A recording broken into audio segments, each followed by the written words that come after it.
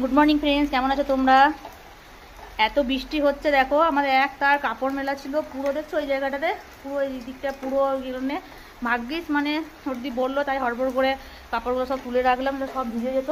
আমাদের অর্ধেকটা জল তো ঝরেছে, এরকম হচ্ছে আর ভালো লাগছে না। আর এইদিকে দেখো লোডশেডিং, সে সন্ধ্যা 7টার পর আমাদের কারেন্ট আসবে, কী যে করবো। এদিকে আমার মেয়ে বলছে কুমড়ো পোস্ত খাবো, কুমড়ো পোস্ত খাবো বলতেছে আমার মেয়ে। ওদের কাছে কুমড়ো কিনলাম, আমার মেয়ের কাছে দুজনের রান্না, আর আমরা বরের নিমন্ত্রণ বাড়ি আছে। যাই হোক, দেখো তো কুমড়োটা পোস্ত করবো, তো কি করে করবো, কারেন্ট নেই, এটা ইনভার্টার তো তোমার মিক্সি চলবে না।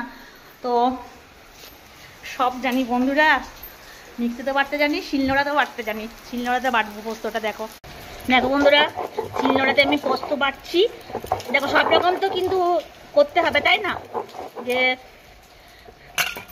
আমরা গ্রামের মেয়ে, আমরা সব জানি করতে, আর সব রকম অভ্যাসটা থাকা উচিত। তাহলে তো কেউ খেতেই পাবে না। যদি কারেন্টের ভরসায় আমরা থাকি, কারেন্টের ভরসায় থাকলে তো আমরা কেউ খেতেই পাবো না।